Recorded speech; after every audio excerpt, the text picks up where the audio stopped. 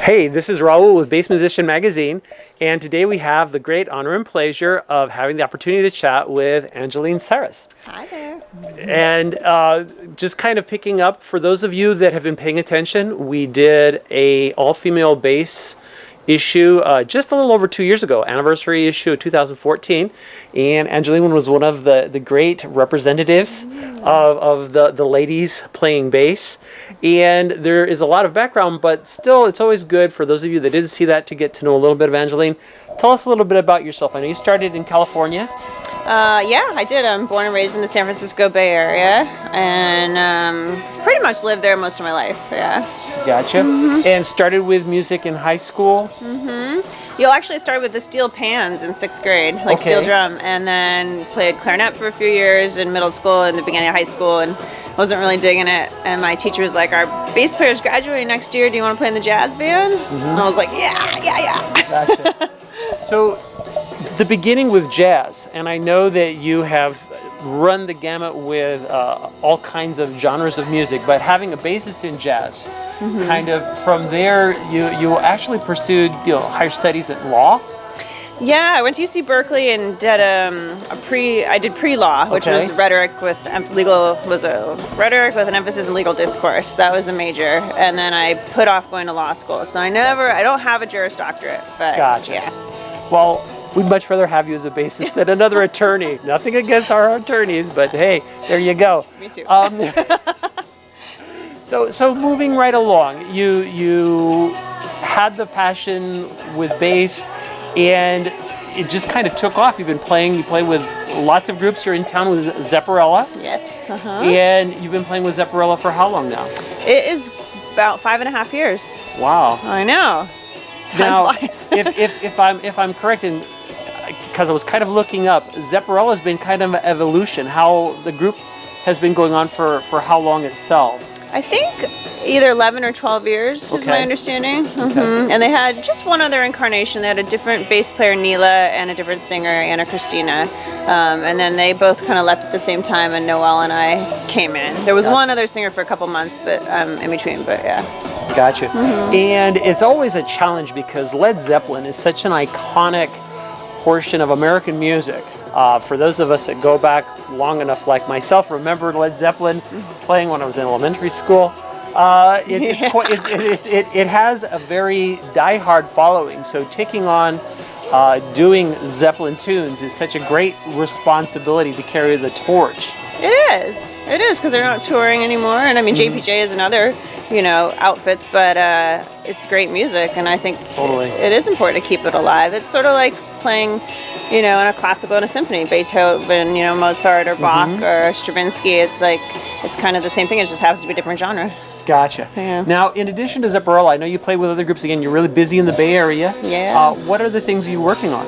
Well, I play with Narda Michael Walden, the drummer, and we have a band. We do some touring. I play with Ernest Ranglin, reggae artist. We just tour about once a year now because he just turned 84 this year. But he's trucking, man. And he still sounds, he sounds amazing, obviously. So those are my main gigs. And then I just started a solo project, a duo project with this drummer named Lex Razon, and it's called Angelex. And it's kind of a jazzy, funky, kind of Herbie Hancock inspired duo project, but then we collaborate with other artists. So we're the heart of it, and then we invite other people in. Nice. We just released a single too called Space Train. Actually. Gotcha. Yeah. And so that I don't forget, because we got on the topic, Zepparella just released a CD too, right? Yes.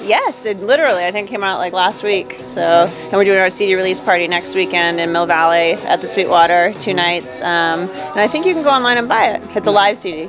Perfect. Perfect. So again, we will get this process so that people will hopefully see this in time to start getting it. That would be great. That would be great. In addition to playing, I understand also you're involved in education. You teach? I do. I teach privately, about 10 to 12 students a week now. And then I actually just taught at the Warwick Base Camp in Germany this summer, which was an honor.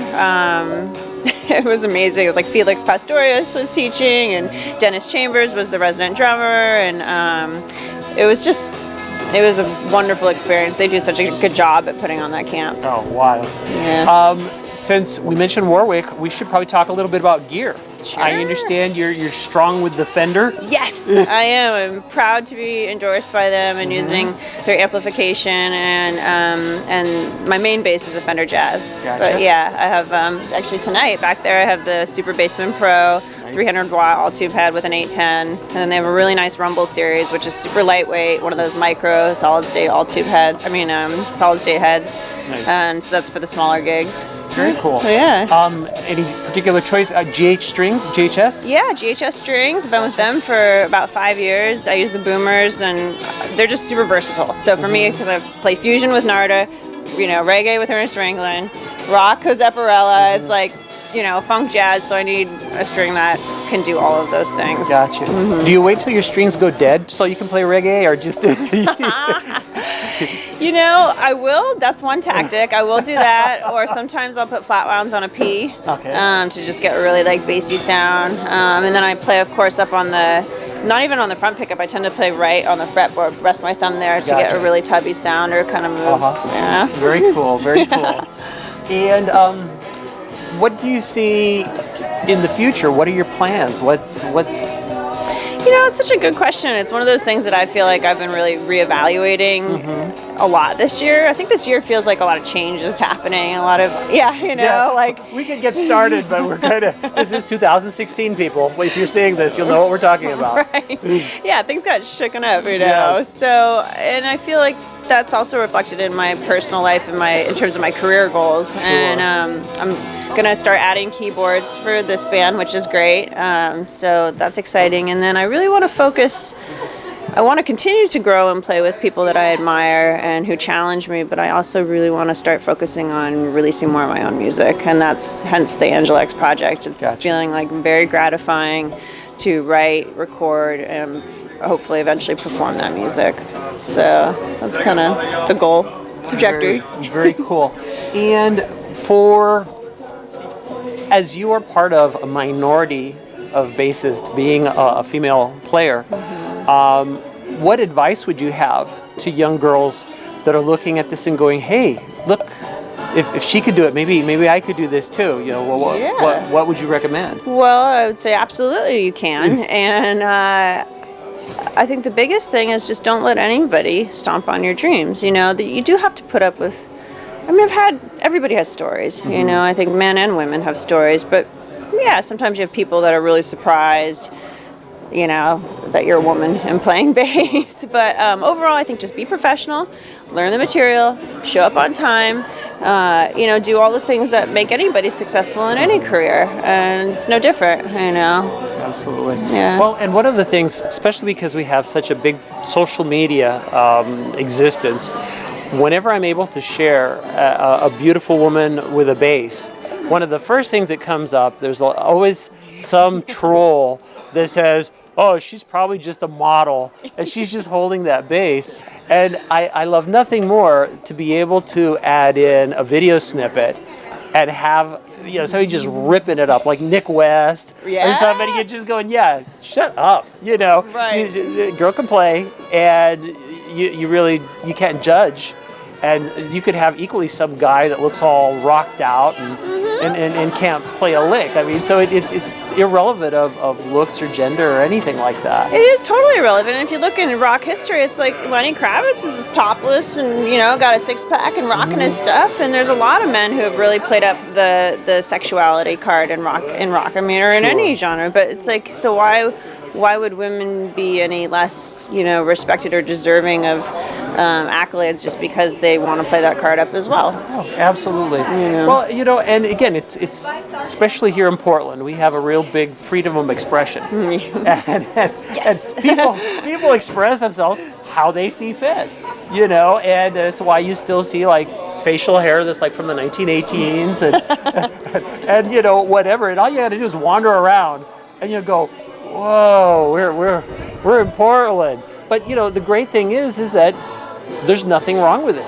You know, you just do your thing, look the way, you're not hurting anybody by doing it, you know, and you bring your own personal touch to things that just makes it so perfect and so unique. Yeah, I think that makes the world a more interesting place. Oh, totally. You know, you don't want a bunch of cut out same thing. So. There you go.